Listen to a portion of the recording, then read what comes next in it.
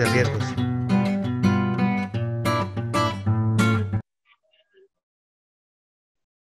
Características básicas del proceso de gestión. Bueno, para esto necesitamos entender algunos puntos. Primeramente, que existen distintos métodos para la evaluación de riesgos. El día de hoy vamos a ver un método pues bastante sencillo, cuya finalidad pues es entender el procedimiento, el sistema para una correcta evaluación de riesgos. Ya los formatos, los sistemas personales de cada empresa pues pueden variar de acuerdo a sus necesidades o de acuerdo a los diferentes sistemas de gestión de seguridad y salud en el trabajo.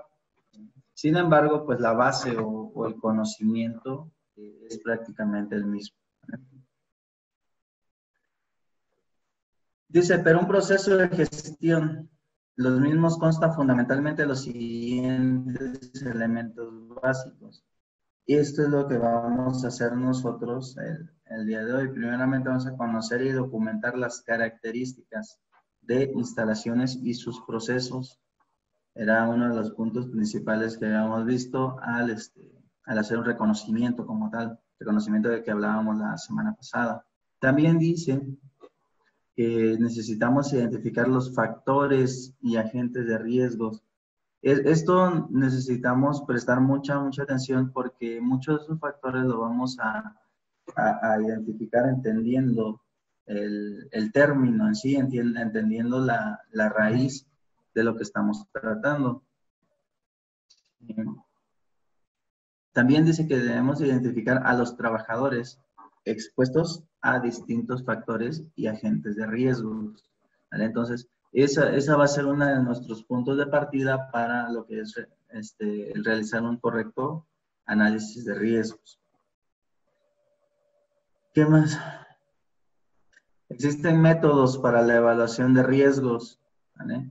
Pero un proceso de gestión de los mismos consta fundamentalmente de estos elementos básicos. Es decir, al final del día van a existir diferentes métodos, como se nos comentaba, y esto va a ser de acuerdo pues, a las empresas donde ustedes pertenezcan, de acuerdo al sistema de gestión y de acuerdo a muchas otras variables. Sin embargo, como base, como fundamento, va a tener estos elementos.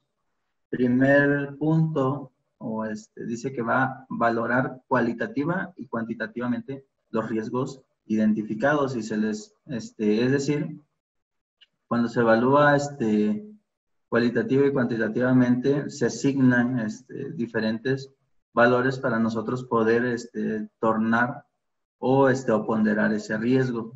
Y de acuerdo a esa ponderación, pues clasificarlos, y de acuerdo a esa clasificación, pues va a ser el nivel de atención que se les va a brindar. También necesitamos realizar un análisis mediada para eliminar, controlar o transferir el riesgo. Esto, ¿cómo lo hacemos? A través de una pirámide que vamos a ver en las siguientes láminas, que se llama de control o gestión del riesgo. El siguiente punto es implementar medidas preventivas propuestas. El análisis de riesgo nos va a arrojar no solamente las áreas de oportunidad que nosotros debemos de atacar, también nos va a identificar cuáles son aquellos riesgos a los cuales va a estar expuesto el personal, nos va a decir si los elementos que tenemos nosotros actualmente son suficientes para contener el riesgo en su totalidad, o bien necesitamos mejorar esos elementos para tener un adecuado manejo o control de riesgo. El siguiente punto o el último punto es darle un seguimiento PHVA. ¿Esto alguien ha trabajado con este ciclo PHVA? ¿Alguien que quiera compartir qué es o qué significan al menos las siglas PHVA?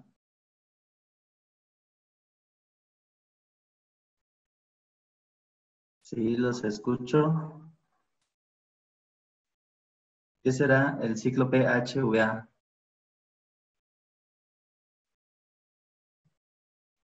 ¿Nadie? Coral, Jordi, Darwin. No, ni idea. Ok, bueno. ¿Qué es el ciclo PHVA? Planear, hacer, verificar y actuar.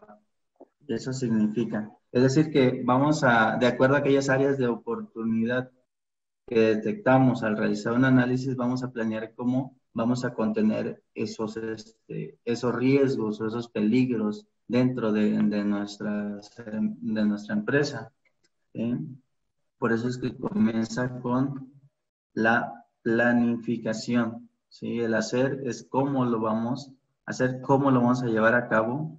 El verificar es que esas acciones que ya planeamos, que ya estamos llevando a cabo, vamos a llevar un conteo de ellas, vamos a evaluar si son efectivamente las adecuadas y si no, pues volver a replantear el asunto, como actuando, tomando acción sobre estas medidas ya propuestas, y por eso es un ciclo, vuelve a comenzar otra vez, volvemos a replantear cuándo, hasta que lleguemos a lo ideal, ¿no? Y entonces esto es el ciclo PHVA, lo vamos a retomar ahorita más adelante, cuando ya veamos lo que es el control o la gestión del riesgo en sí. La valoración de los riesgos. El proceso básico de una evaluación de riesgos es el resultado de precisar lo siguiente. ¿Sí? Estas son algunas preguntas que a nosotros nos van a ayudar o nos van a servir como guías para realizar una correcta evaluación de los riesgos. El primer punto es, ¿existe una fuente específica de riesgo en el área, maquinaria, etcétera? Esta pregunta que nos lleva a que nosotros identifiquemos las fuentes como tal, ¿sí? Por eso dice, existe una fuente específica de riesgo. Recuerden, esta fuente puede estar enfocada de acuerdo a las categorías que ya vimos, sea de salud o de seguridad. ¿Qué probabilidad habrá de que ese riesgo se materialice en un accidente? Esto, la probabilidad al final del día la podemos consultar desde un historial, o van a tener la persona o las personas que se encuentran trabajando o interactuando en esa área, en esa maquinaria o realizando esa tarea, etcétera. ¿Quién y qué y cómo podría ser dañado en caso de materializarse el evento? ¿Esto de qué nos habla? Pues nos habla de que, cuál sería el daño potencial que causaría el consumarse el riesgo, ya sea en la persona o en las instalaciones, o bien en el medio ambiente. Otra pregunta que nos debemos de hacer también es cuál sería la magnitud o las consecuencias del accidente, ¿sí? Se materializa el daño potencial, hasta dónde serían las máximas consecuencias que podría traer todo este accidente. Entonces, siempre debemos de pensar, sí, optimistas, que es lo mejor que me podría pasar, cuál es el mejor escenario, pero también nosotros tomemos medidas sobre el peor escenario. Y así, si se llegase a materializar, pues nosotros estamos preparados, o bien si se materializa el mejor escenario, pues nosotros vamos a estar sobrados para actuar, y vamos a saber actuar y actuar correctamente. De lo contrario, si nosotros estamos preparados únicamente para el mejor escenario y no para el peor escenario, pues lo que podría ocurrir, o lo que a menudo sucede en las empresas, es que los agarra desprevenidos, y el momento de contener esos escenarios, pues resulta que se quedan cortos, ¿no? Y aquello se hace más grande de lo que debieron haberse hecho, o bien trae repercusiones mucho más grandes sobre la empresa. Ok, ¿cómo identifico a los trabajadores expuestos? Primeramente debemos de tener en cuenta los puestos de trabajo. Recuerden, dentro de una organización existen diferentes puestos de trabajo, diferentes actividades que los trabajadores realizan. pero en particular vamos a prestar atención a aquellos trabajadores que son sensibles a un riesgo. Por ejemplo, dice, trabajadores sensibilizados a determinados agentes, es decir, que ya traen un problema de salud y no precisamente originado dentro de la empresa, sino que ya trae un trasfondo en materia de salud, o bien ya no se encuentra en plenitud de su salud. El siguiente punto que debemos de revisar son trabajadores con alguna predisposición y, por ejemplo, con la fobia, ¿no? Esto en donde se ve mucho en trabajos que se realizan en alturas o trabajos que se realizan en espacios confinados. Mucha gente ni siquiera sabe que tiene miedo a las alturas, o bien ni siquiera sabe que tiene fobia, ¿no? A estar en un cuarto encerrado o estar en un lugar donde hay poca ventilación, poca luz, poco oxígeno, ¿sí? También, ¿qué más debemos identificar? Trabajadores de nuevo ingreso o recientemente rotados de puesto. ¿Esto por qué? Cuando una persona es de nuevo ingreso, debemos de prestarle mucha atención. Esto debido a que al ser de nuevo ingreso, pues no conoce en su totalidad ni la maquinaria, ni el área, ni los procesos. Entonces es más susceptible a sufrir un accidente. Por eso es que debemos también de implementar estrategias, métodos, ¿sí?, que se deben de ver plasmados en el análisis de riesgo para este tipo de personas. O bien aquellas que venían desempeñando una actividad y por N motivo, no sé, lo subieron de puesto, cambiaron de puesto, o bien únicamente los cambiaron de área, pero las condiciones cambian a las habitualmente realizadas.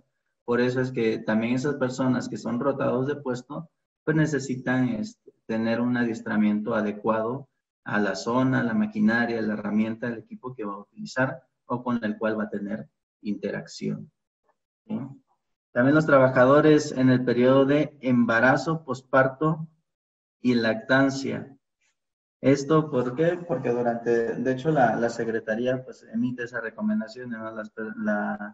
Las personas o las mujeres que tengan embarazo deberán de realizar trabajos menores hasta que pues llegue a su tiempo de incapacidad, y ya una vez pasado su tiempo de incapacidad entra ya este punto de posparto, ¿sí? Existen diferentes cambios dentro de la persona que la puede llevar a cometer algunos errores. Esto pues es totalmente natural por lo que está pasando, el acontecimiento que está sufriendo en ese momento, ¿sí? Y pues parte de ese posparto pues también la lactancia, ¿sí? Entonces necesitamos tener en cuenta todos esos factores al momento de que nosotros realicemos un análisis de riesgo, ya sea por puesto, por personas, por áreas, ¿sí? Necesitamos tener siempre un apartado en donde nosotros establezcamos medidas de seguridad o medidas de mitigación o control del riesgo.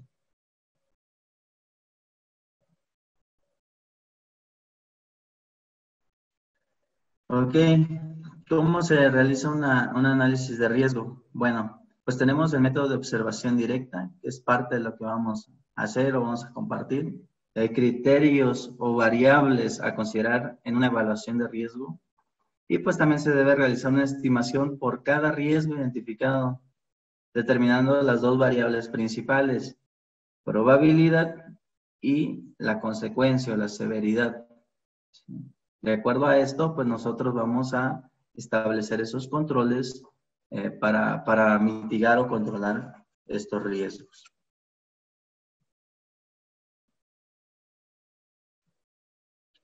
Técnicas de identificación de riesgos. ¿Alguien ya ha llevado esta parte de lo que es la evaluación de riesgos o conoce estas técnicas? Son técnicas muy sencillas, existen más, claro que sí, existen muchas más. Ahorita la idea es enseñar estas tres, que las últimas dos pues van ligadas, pero a través de eso es una herramienta sencilla, pero que realmente nos puede llevar a realizar un análisis de riesgo bastante profesional, ¿sí? La primera es lluvia de ideas, Segundo, el diagrama de Ichikawa, o conocido también como espina de pescado por su forma. Y los 5 why o por qué. ¿Sí? ¿Alguien ha realizado alguna de estas actividades o estas técnicas?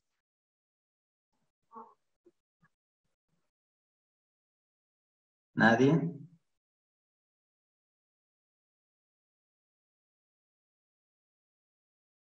Eduardo, Lenin, Fernando, Galaxy S9, Coral, Tornado, Jordi, Susana, Susa, Eder, perdón.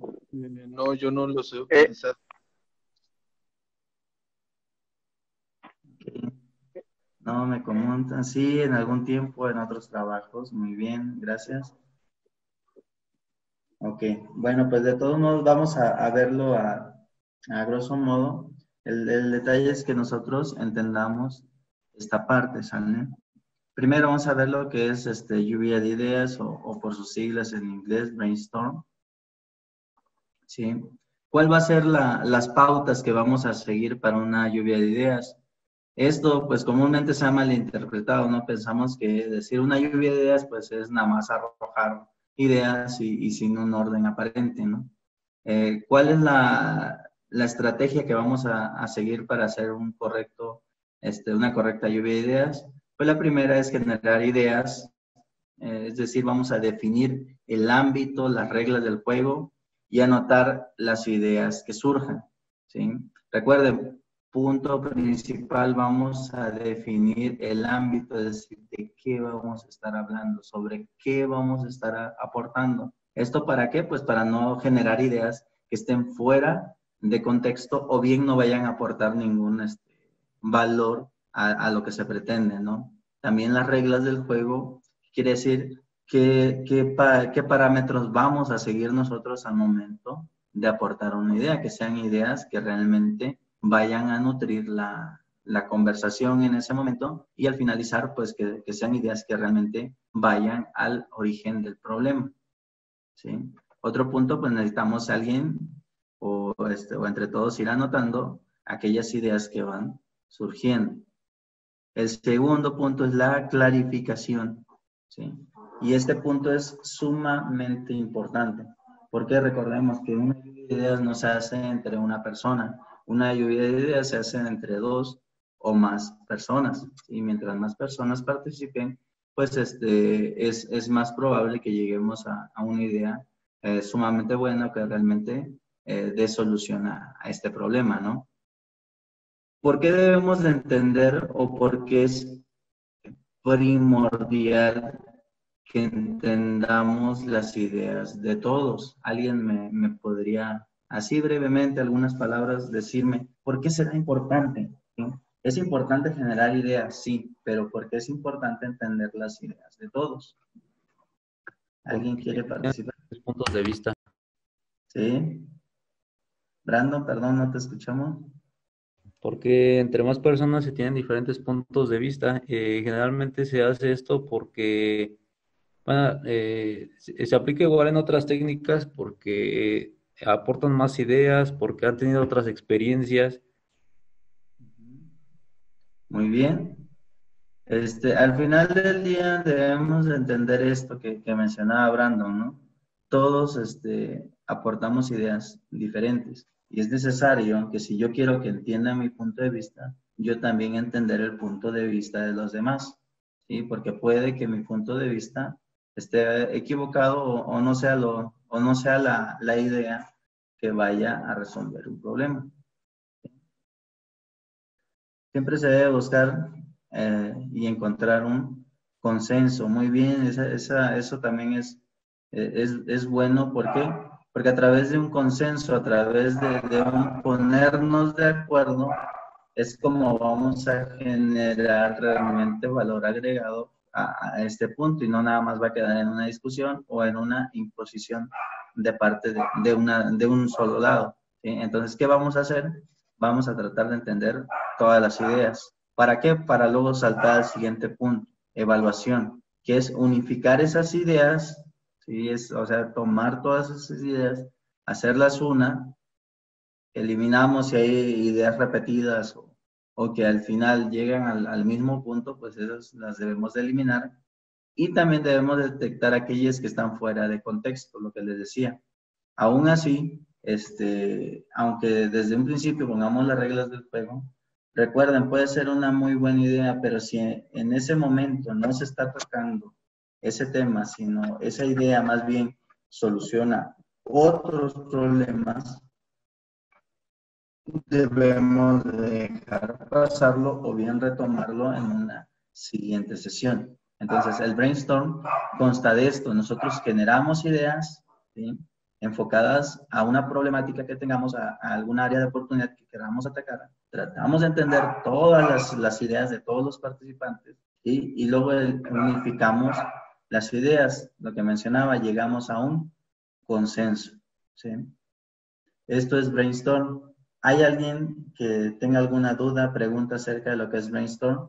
A mí me interesa que entendamos esta parte porque de aquí va a depender mucho de lo que vayamos a hacer y del liderazgo que nosotros vayamos a tener como supervisores de seguridad e higiene. Vamos a ver, ¿hay alguien en el chat? Ok, todo claro, dice Eduardo, muchas gracias. Ok, continuamos.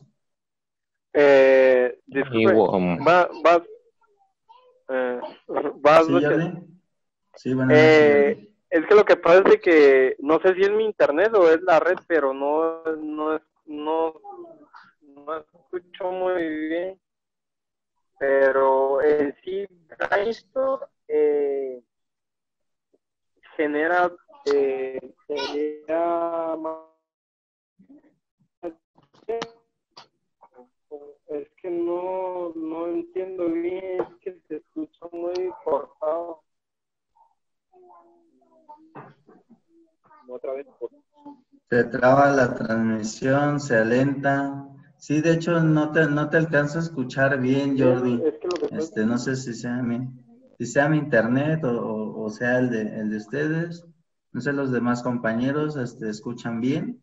¿Se escucha bien lo que es la redacción? Bien, yo te escucho bien, Dexter, todo bien. Sí. De hecho, yo también te escucho muy claramente. Y entonces creo que tenemos ahí un poquito de problemas con la red de Jordi. ¿Vale? De todos modos, sobre todo, sí, dime.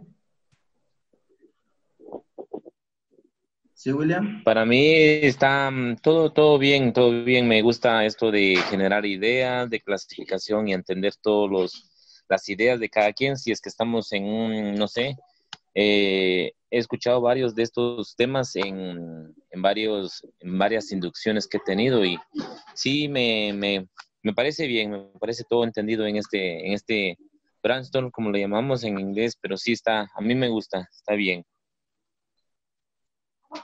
Ok, excelente, muchas gracias. Okay.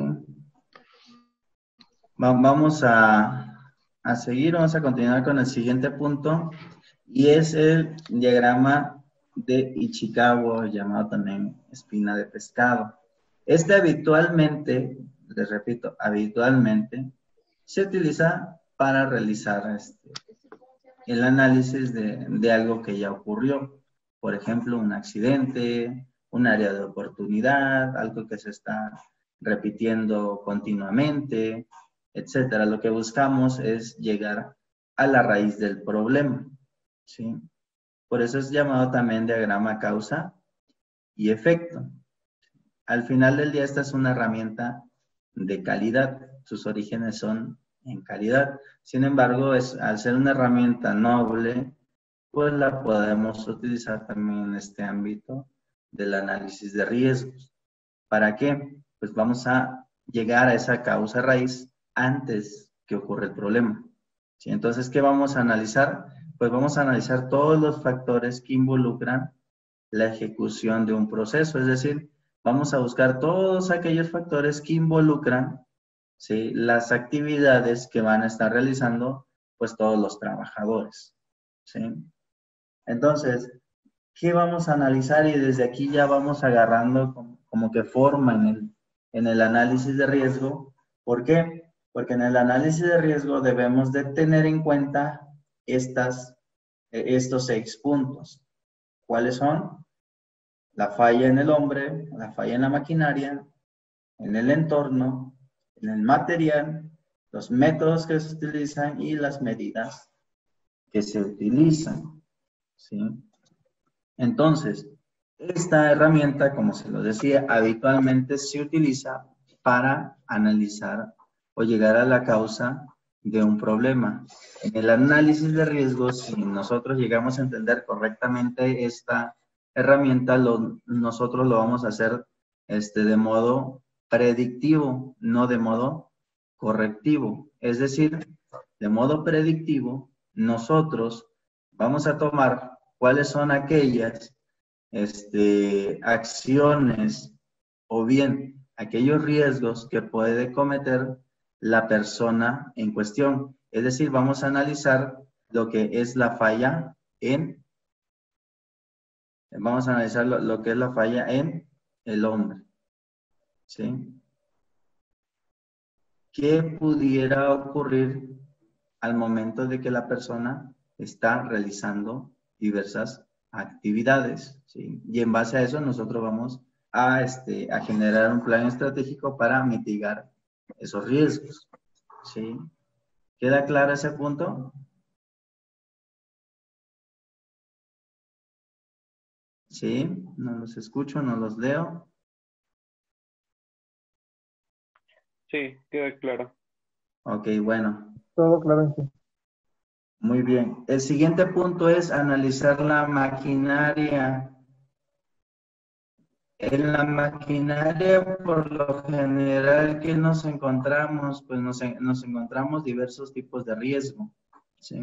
Como por ejemplo, nos encontramos riesgos de atrapamiento, puntos de pellizco, ¿sí? Al momento de tener una interacción directamente con ella, superficies cortantes, superficies calientes, ya esto va a depender pues de la máquina en cuestión, ¿sí? Entonces nosotros vamos a analizar qué riesgos e identificar qué peligros tiene la máquina en cuestión para nosotros, a través de esa identificación de peligros y análisis de riesgo, nosotros establezcamos una medida de control predictiva, ¿sí? No correctiva.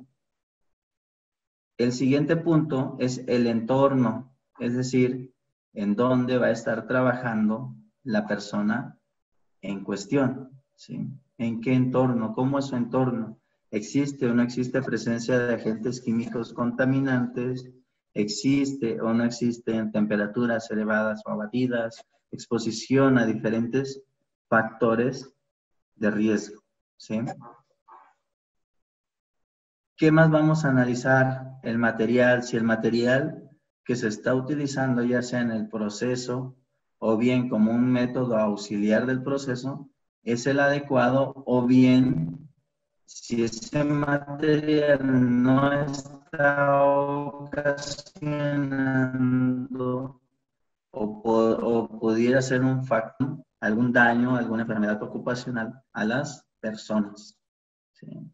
El siguiente punto, y creo que es el más escabroso muchas veces para lo que es la supervisión de seguridad e inclusive todo el sistema de gestión de seguridad, que es el método, ¿sí? ¿Por qué? En muchas empresas tienen métodos bien establecidos de cómo yo debo de realizar mis actividades de una forma segura. Sin embargo, no en todas las empresas es así. O bien las tienen establecidas, pero únicamente están en papel y no, en realidad no se está llevando a cabo. Entonces, ¿qué voy a analizar?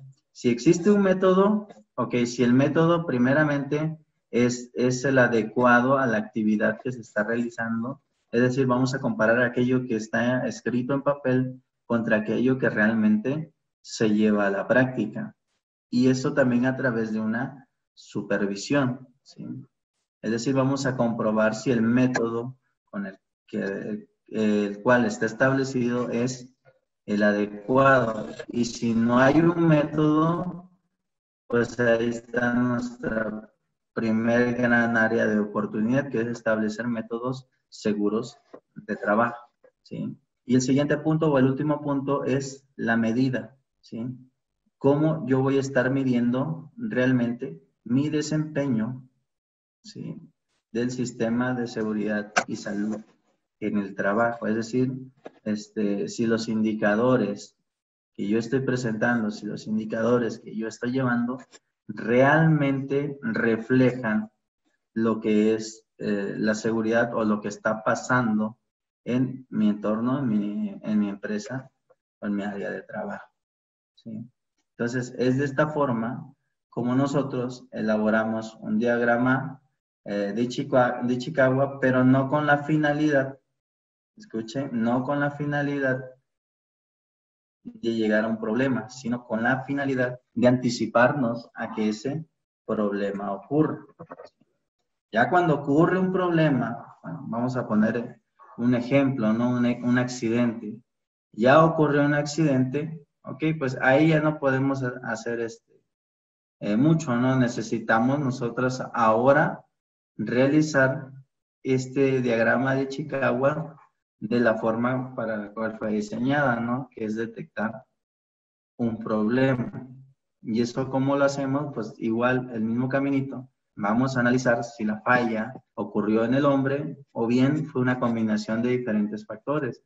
Pudo haber sido una combinación del método con la maquinaria, con el hombre. Pudo haber sido una combinación del entorno con el hombre y el método.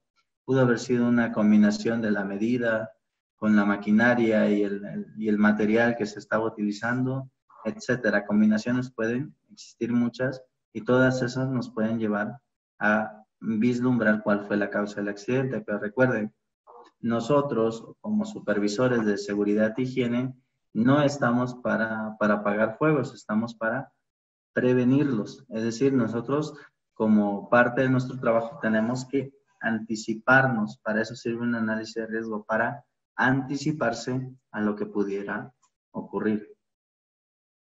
¿Correcto? Ok. Continuamos. Tengo el diagrama de Chicago. ¿Sí, dime? Ahí del diagrama de Chicago, dentro de el anterior trabajo donde estuve, vi que era una buena herramienta. Muchas veces nos ayudó. Sí. En lo personal, la verdad es que no lo sé usar, sinceramente, me da tantita pena decirlo así, pero sí vi que algunas veces se llegaba a emplear y era muy utilizado. Bajo tu experiencia, ¿cuál podrían ser las causas o motivos por el cual no se emplee?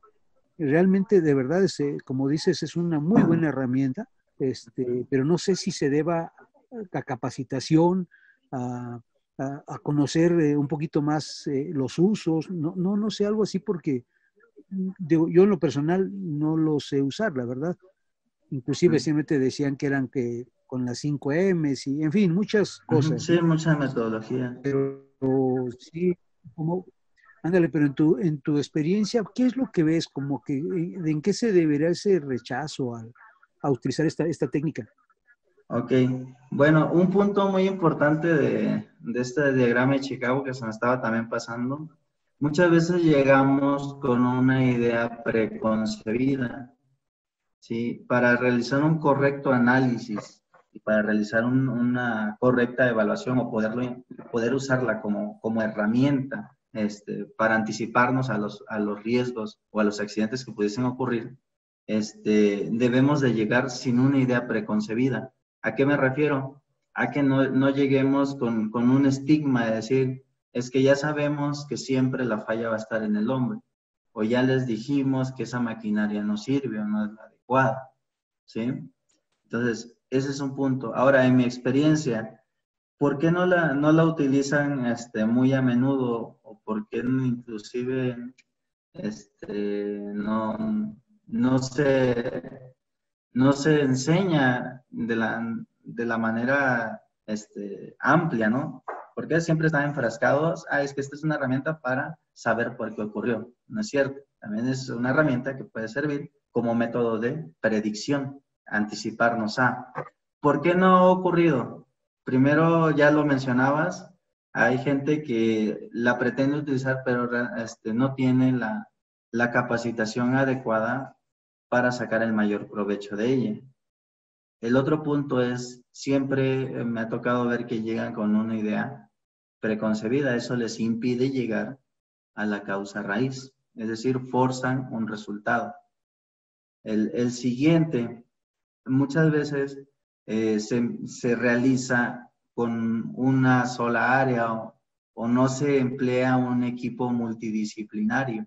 Es decir, para realizar un diagrama de Chicagua, punto número 1, o bien la persona que lo está realizando debe tener conocimiento amplio de todas las áreas y de todos los procesos en cuestión, o bien tiene que realizarlo apoyado de un equipo multidisciplinario, ¿sí? Vamos a poner un ejemplo. Ocurre un accidente, un atrapamiento en una máquina, ¿sí? Al realizar nosotros un análisis de Chicagua, ¿quiénes son los que deben de participar? Primeramente, pues es seguridad y salud ocupacional, ¿sí? Pero seguido de ellos debe estar lo que es producción, lo que es mantenimiento, lo que es capacitación, y ya de eso depende mucho de la estructura de la organización, ¿sí? Porque inclusive hasta calidad puede participar dentro de este análisis de riesgo. ¿Esto por qué? Porque, por ejemplo, inclusive recursos humanos puede darte un perfil de la persona en cuestión, si se encontraba bien o estaba pasando por diferentes circunstancias. Salud ocupacional te puede decir, ¿sabes qué? Esta persona también tenía estas complicaciones de salud. Mantenimiento te puede decir, mira, esta maquinaria no ha recibido o no ha recibido tal mantenimiento preventivo, correctivo. La organización misma, inclusive las gerencias te pueden decir, o las direcciones, el entorno no es el adecuado, o el material, planeación, en este caso el material que se está utilizando, no es el adecuado, lo sustituimos, lo reemplazamos. Capacitación, te puede decir, ¿sabes qué? No se les ha dado la capacitación adecuada, si se les ha dado, el método que se está siguiendo. Seguridad puede participar precisamente en este punto, en lo que es el método. Como tal, no hay un método establecido, no hay un método de trabajo seguro, no se están llevando a cabo las capacitaciones de la forma correcta. Muchas veces nada más lo metemos 15, 20 minutos de capacitación y queremos que ya la persona sea un experto. Entonces, ¿por qué no funciona muchas veces este diagrama de Chicagua? No lo sabemos emplear, no tenemos la suficiente comunicación o el trabajo en equipo de todas las áreas involucradas al final del día si ocurre un evento de esa magnitud. Y también otro punto muy, muy importante dentro del diagrama de Chicagua, ¿por qué no lo llevan a cabo? Porque al final del día es una herramienta que te va a desnudar como empresa, ¿no? Te va a decir qué es lo que está bien, pero también te va a decir qué es lo que está mal. Y muchas empresas no están preparadas para este punto. Cuando les dices qué está mal con su organización, con su empresa, pues prácticamente saltan y una de dos, o brincan al siguiente paso y evolucionan y siguen caminando en esta materia de seguridad, o bien se comienzan a rezagar ellas mismas. Eso es lo que yo podría decir en mi experiencia. ¿Sí? Ok, muchas gracias. Vale, gracias, Fernando. Pero ¿Cómo también todo esto, perdón, Sí, dime. Pero también todo esto debe ir a la mano con lo que las buenas prácticas, ¿no? Me imagino. Así es, muy bien, Darwin. Esto todo va de la mano con las buenas prácticas. De hecho, este diagrama de Chicago ahorita lo vamos a estar recordando mucho ahorita que realicemos un ejemplo, ¿sí? Ahora viene esta otra herramienta que son los 5 por qué, o en inglés 5 why. ¿Por qué? Debemos de realizarnos la pregunta ¿por qué ocurrió? ¿Y por qué? ¿Por qué? ¿Por qué? Ojo, no tienen que ser 5 a fuerzas. ¿Por qué? Porque también me he encontrado con personas que dicen, no, es que si no son 5 preguntas, no son las ideales y no llegaste a la resolución del problema. Muchas veces podemos llegar en la segunda, en la tercera pregunta o en la tercera vez que nosotros nos hagamos este cuestionamiento. ¿Por qué?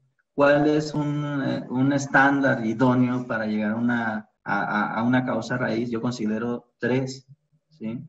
¿Por qué?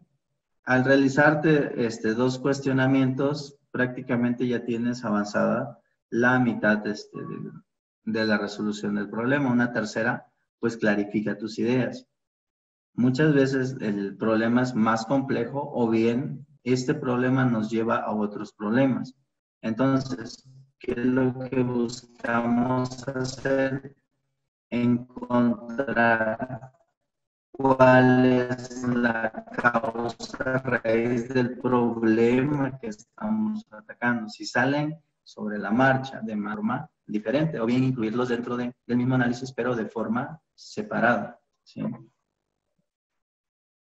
Ok, ¿qué es la probabilidad de que ocurra un daño? Esto se les pasó también en una presentación que decía análisis de riesgo. Espero que la hayan estudiado. Ahí vienen muchos conceptos y fundamentos sobre los cuales vamos a trabajar. Estos son algunas ponderaciones de que ocurre el daño. Cuando decimos, ok, bueno, antes, este punto para qué nos va a servir para nosotros comenzar a formarnos un criterio, ¿sí? En seguridad o como supervisores de seguridad, hay algo bien importante que nosotros no debemos de perder de vista, que son los criterios, ¿sí? Como personal encargado de seguridad, usted debe de tener bien en claro los criterios que va a seguir prácticamente en el desempeño de todas sus actividades. Y uno de estos puntos, al realizar un análisis de riesgo, los criterios. Por ejemplo, para una baja probabilidad, ¿qué vamos a decir? Esto es un criterio que yo le estoy transfiriendo a usted, ¿vale? Al final del día, el criterio se lo va a formar usted mismo, ¿sí? Sin embargo, yo no lo dejo en blanco, le doy unas pautas para que usted a partir de eso o a raíz de eso comience a forjarse criterios propios que solventen o sustenten la actividad la actividad profesional que usted está realizando. ¿Sí? Por ejemplo, cuando es una baja probabilidad, el evento, ¿sí?, ocurrirá. No dice que no va a ocurrir, sino que va a ocurrir, pero en raras ocasiones. Esto también lo puede ligar usted con alguna historia de eventos pasados que hayan ocurrido y ver en el transcurso del tiempo cuántas veces ocurre, ya sea por semana, por mes, por año, por cada década, por cada lustro, como usted quiera ponderarlo, ¿no? Cuando es una probabilidad media, ocurrirá, pero si existen determinadas condiciones, ¿sí? A eso vamos a llamar una probabilidad media. Sí ocurre, pero bajo ciertas condiciones, es decir, que usted ya tiene identificadas las condiciones o los factores que pueden ingerir en que la probabilidad se consume o se lleve a cabo. Y cuando es alta, dice que es un evento inminente, es decir, que sí o sí va a ocurrir, o hay más de inclusive del 90% de que ocurra. Todas las condiciones, dice, están dadas para que se materialice el accidente. O va a ocurrir siempre o casi siempre. Esto que tiene que ver más con los factores. Es decir, nosotros al realizar un análisis o realizar una supervisión en el área y ver que el trabajo tiene todas las condiciones para que se consume este riesgo o esta probabilidad, pues nosotros lo recomendable sería que tomáramos acciones pues para evitar la consumación de esto.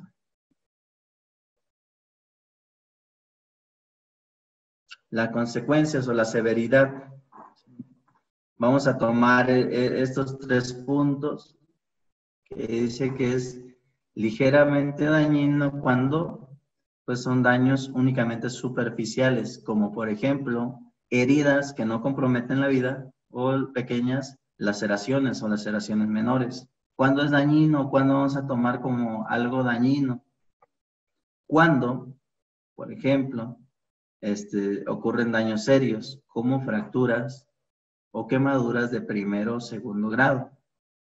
Y cuando son extremadamente dañinas o muy graves, cuando, por ejemplo, ocurre una amputación, es aquello que ya sabemos que la persona va a perder parte de su integridad, o bien causar quemaduras de tercer grado, que también pierde parte de lo que es la membrana de la piel, y pues lo más trágico, ¿no? O ya yéndonos al extremo, que inclusive su vida esté en un alto riesgo.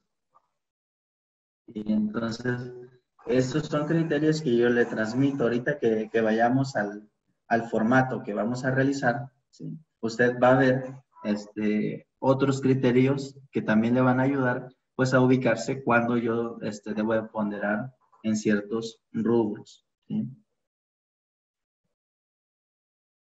¿Vale? Esta es una pequeña tablita.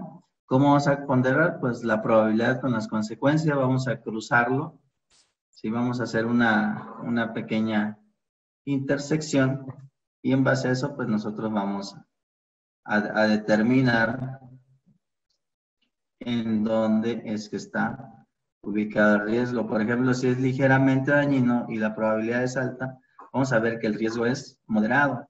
Pero, por ejemplo, si es extremadamente dañino y vemos que la probabilidad de que ocurra es media, se dice que es un riesgo importante.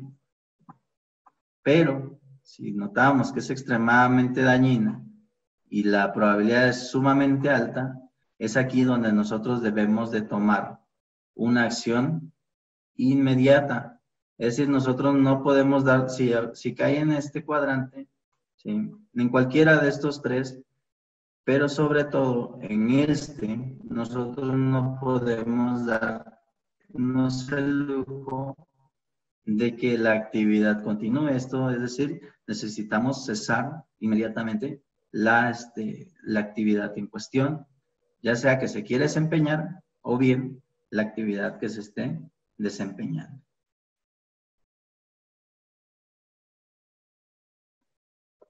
Riesgos. ¿Cuándo decimos que es trivial? Cuando no requiere una acción que en específico, es decir, el riesgo y la probabilidad, pues es cuando es tolerable, pues cuando se requieren comprobaciones periódicas, es decir, únicamente una vigilancia del cumplimiento. Cuando es moderado, pues cuando deben tomarse ya medidas para reducir el riesgo, es decir, ya hay diversas condiciones o factores que pueden detonar en un accidente. Cuando es importante, pues cuando cuando aquellas tareas que se están realizando, detectamos que existen muchos factores que pueden desencadenar en un accidente, pues debemos de detener esas tareas hasta cuándo, hasta que se haya subsanado, ¿sí? O se hayan aplicado las medidas de seguridad recomendadas por nosotros, ¿sí? O bien ellos hayan adoptado medidas de seguridad propias, pero que mitiguen el riesgo, ¿sí? Como nosotros, como supervisores de seguridad, nuestra misión no es detener las actividades, ¿sí? Se tienen que hacer cuando lo requiera. Sin embargo, al detener una actividad, juntamente con ella debemos de aportar una solución. Así ya no queda en nuestra cancha de que digan, es que nada más el supervisor de seguridad nos detuvo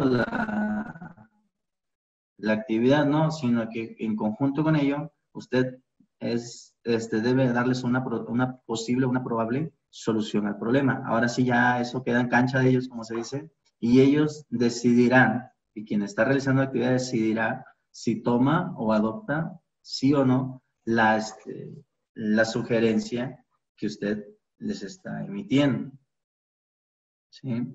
¿Cuándo es intolerable? Cuando las tareas se deben de detener inmediatamente, es decir, que vemos que hay un riesgo inminente de que se consume un accidente. ¿Sí? Si es posible reducir el riesgo o incluso eliminarlos, debe prohibirse la tarea de manera indefinida. ¿Cuánto es indefinido? ¿Ok? Algo indefinido es hasta que subsane las desviaciones o bien proponga o se lleve a cabo una medida más segura de hacerlo. Es decir, esto va intrínsecamente relacionado con el procedimiento. Y por último vamos a ver esta parte del control de riesgos. De ahí vamos a tomar un receso de 10 minutos para pues, ir a tomarse un café, etcétera, tomar agua, al baño, lo que ustedes quieran hacer. ¿Okay? Esta es la pirámide de jerarquización del riesgo. ¿Sí? ¿Por qué la vemos al revés?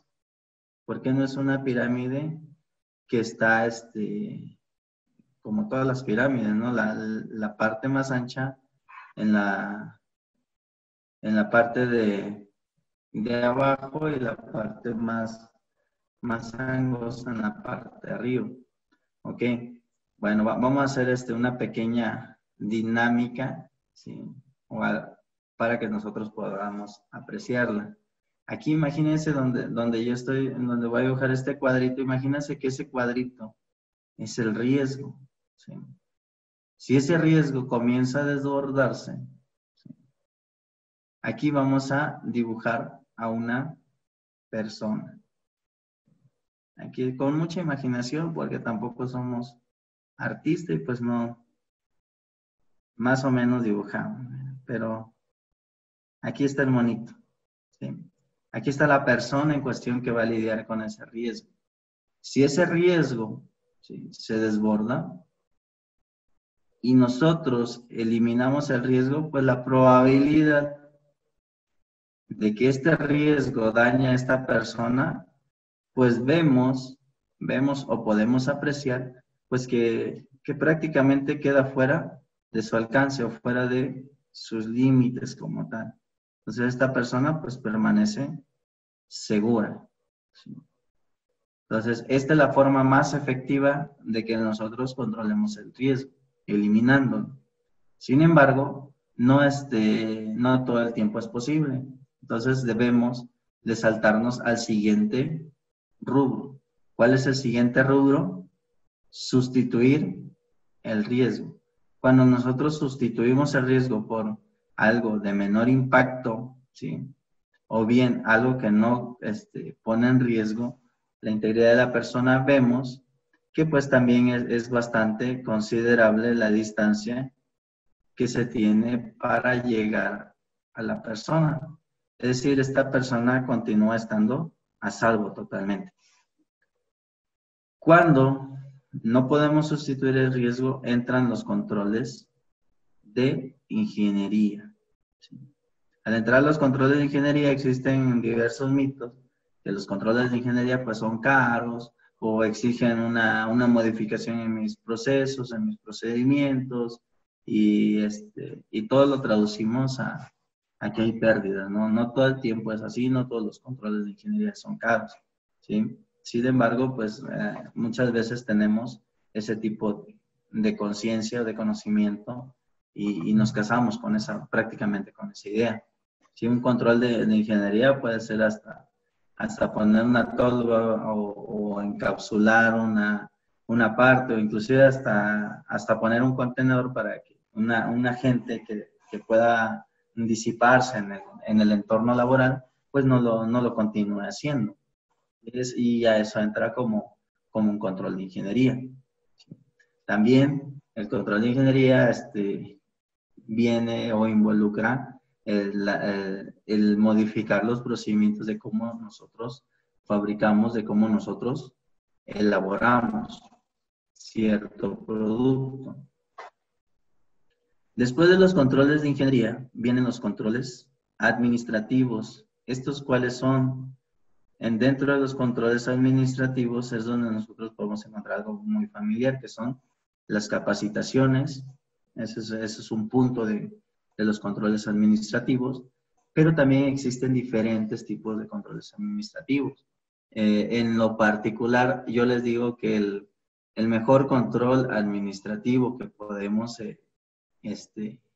realizar, que va también de la mano con el control de ingeniería, es realizar una adecuada descripción de los puestos y una adecuada descripción o perfil del personal que va a ocupar esos puestos. ¿Sí? Y aquí no tiene que ver nada con la discriminación, ¿sí? Porque si nosotros nos vamos por esa parte de que no, es que no tenemos que discriminar a las personas porque todas las personas son iguales y caemos en esta parte del juego, al final del día las personas, por creer que no las estamos discriminando, vamos a nosotros causarles o estar a merced de causarles un daño. Yo les pongo un ejemplo.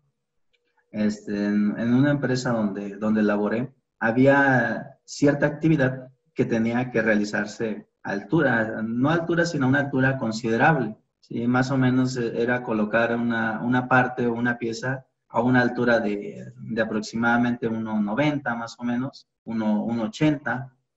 Entonces se necesitaba una persona que mínimo midiera alrededor de 1,65, 1,70, ese era el perfil promedio, pues ¿para qué? Para que la persona alcanzara realmente a colocar la pieza en donde iba, ¿sí? En una de esas ocurrió un evento, un accidente, ¿sí? Y pues yo fui a realizar el análisis y cuando veo a la persona, pues era una persona de baja estatura. Creo que a lo mucho me dio 1,52, 1,53. Entonces, ¿qué hacía? Que se apoyaba en una parte de la maquinaria, pegaba un brinco para colocar la pieza. Si la pieza se sostenía, pues ya la hizo. Y si no, pues la pieza, como fue el accidente, pues se desprendía y le podía caer en la cabeza, que fue al último lo que terminó ocurriendo. Así que la persona la reubicaron, uno de los puntos que tratábamos ahorita, las reubicaciones del personal, la reubicaron pues sin previo aviso y la pusieron a hacer una actividad para la cual su capacidad o su limitación física pues no era la adecuada. También hemos visto en diversas empresas donde hemos hecho análisis de riesgo o bien evaluaciones ergonómicas que ponen a personas sumamente delgadas, sumamente pequeñas, a realizar algún trabajo que requiere una persona, que requiere ser realizado por una persona más robusta, o bien implementar equipos auxiliares para manejo y transportación de cargas, ¿sí? Entonces, estos son para mí es el principal control administrativo, que realicemos un perfil adecuado de los puestos y de las actividades que van a realizar esas personas, para que desde la contratación se contraten personas que realmente vayan a poder desempeñar esa actividad sin ningún riesgo, sin comprometer su integridad física. El siguiente punto, pues, es la capacitación tanto en la operación como en las medidas de seguridad, ¿sí? Y en base a eso, pues, vamos creando un sistema administrativo. Y el último punto, ya para irnos al receso, es el impacto, ¿sí? Aquí, ¿qué es lo que tomamos como en cuenta? Pues la utilización de esta palabrita, EPP. ¿Qué significa EPP? ¿Alguien me puede apoyar? Equipo de protección personal. Exactamente. Como vemos, el equipo de protección personal no es la primera barrera. ¿Cuál es la primera barrera?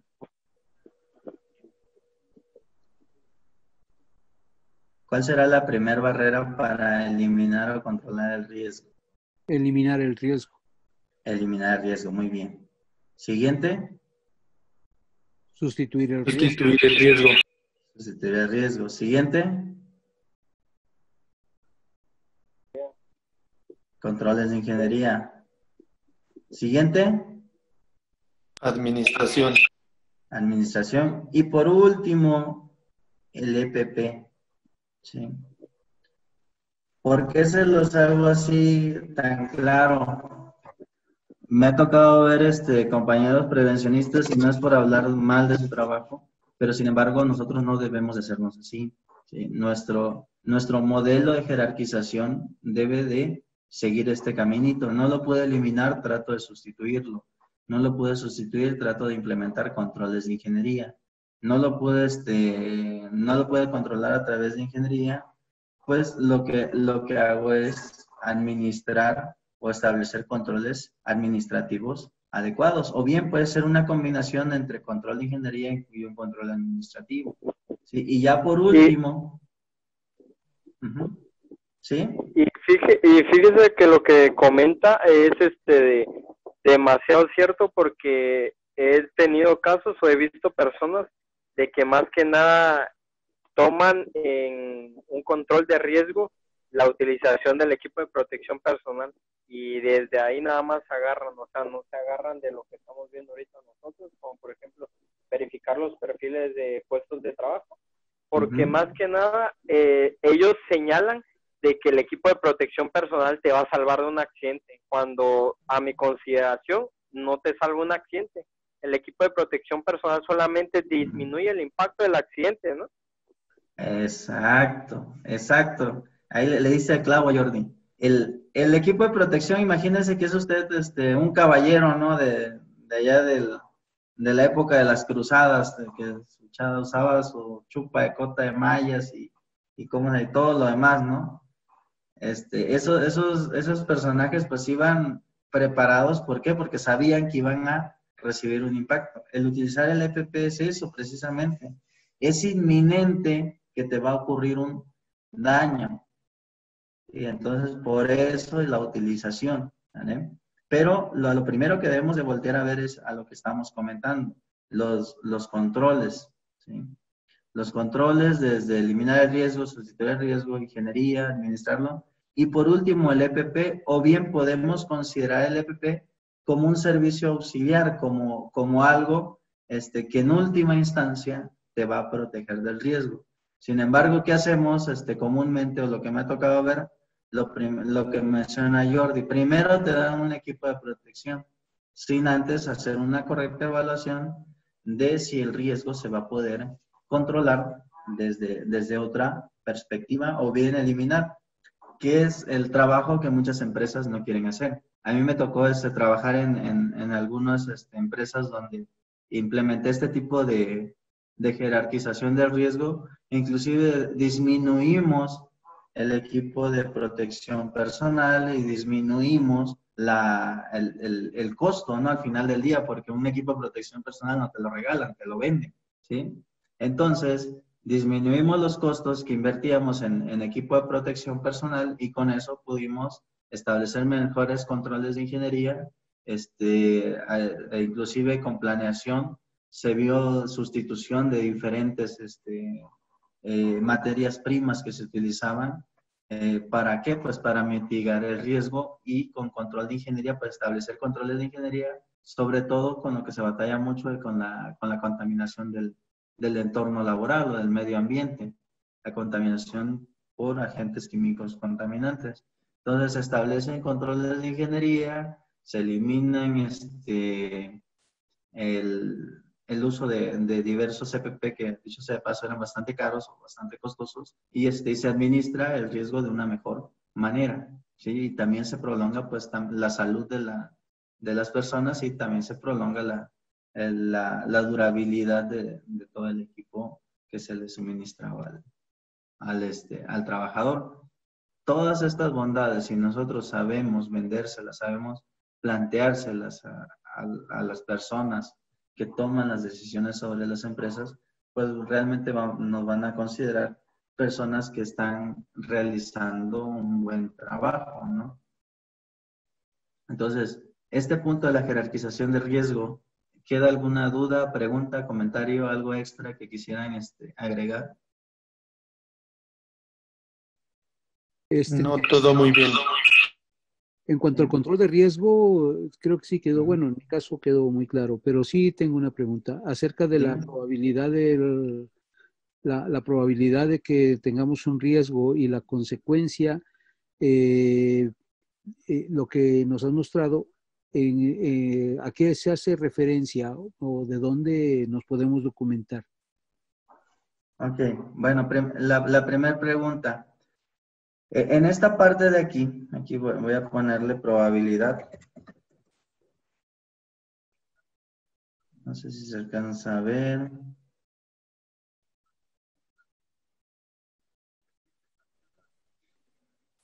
Vamos a volver a escribirla por aquí arriba. Probabilidad. Ok. La probabilidad pues va en función de esto, ¿no? Mientras menos controles existan, ¿sí?